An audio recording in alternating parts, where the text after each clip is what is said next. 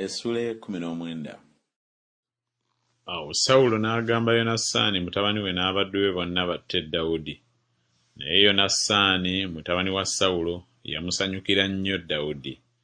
Yonasaani n'abuulira Dawudi ng'ayogera nti, Sawulo kitange ayagala okukutta.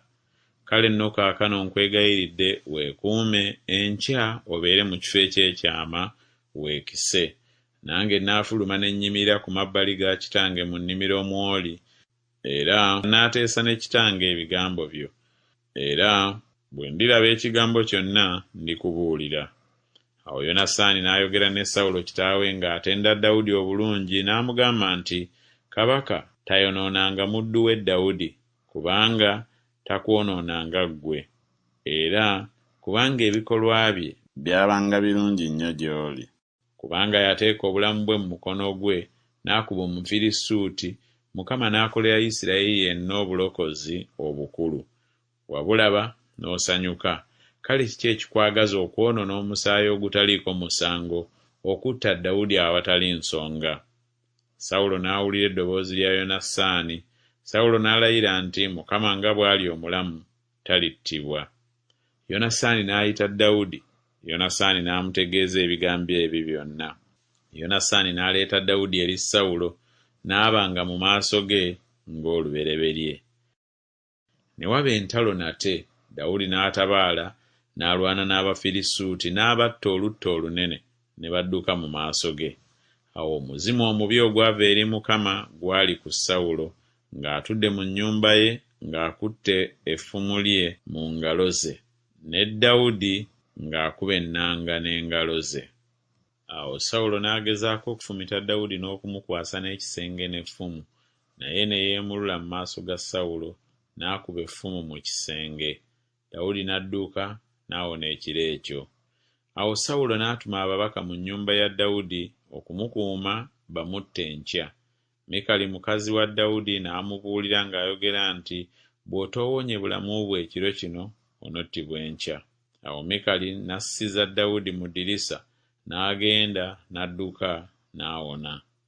Mikali n'addira Teraafi n'amuteeka mu kitanda, n'ateeka ekigugu eky'ebyoya by'embuzi emutwetwe, n'akibikkako embugo.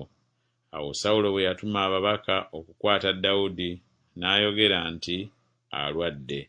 Sawulo n'atuma ababaka okulaba Dawudi, n'ayogera nti mumundeetere mu kitanda ndyoke mutte. Awo ababaka bwe baayingira, laba, Teraafi ng'ali mu kitanda, ekigugu eky'ebyoya by'embuzi nga kiri emutwetwe. Sawulo n'agamba Mikali nti, onnimbidde ki bw'otyo, n'oti omulabe wange agende n'okuwona awonye? Mikali n'addamu Sawulo nti, yaŋŋambye nti kaŋŋende, nandikuttidde ki?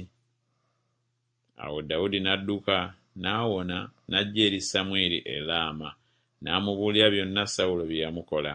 Ye ne Samwiri ne bagenda ne batuula e Nayosi. Ne babuulira Sawulo nti, laba, Dawudi ali e Nayosi mu Laama. Sawulo n'atuma ababaka okukwata Dawudi. Awo bwe baalaba ekibiina ky'abannabbi nga balagula, ne Samwiri ng'ayimiridde nga gwe mutwe gwabwe, awo omwoyo gwa Katonda ne gujja ku babaka ba Sawulo, ne balagula nabo.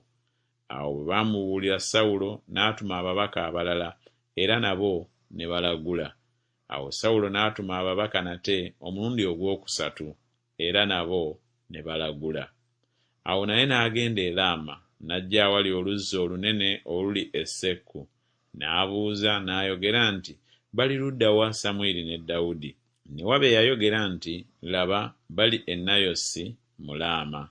N'agendayo e Nayosi mu Laama. Omwoyo gwa Katonda ne gujja ku ye era, ne yeeyongerayo n'alagula okutuusa lwe yajja e Nayosi mu Laama.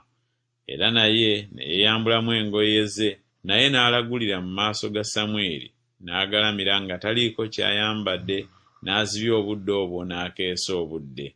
Kyebaava boogera nti, ne Sawulo ali mu bannabbi.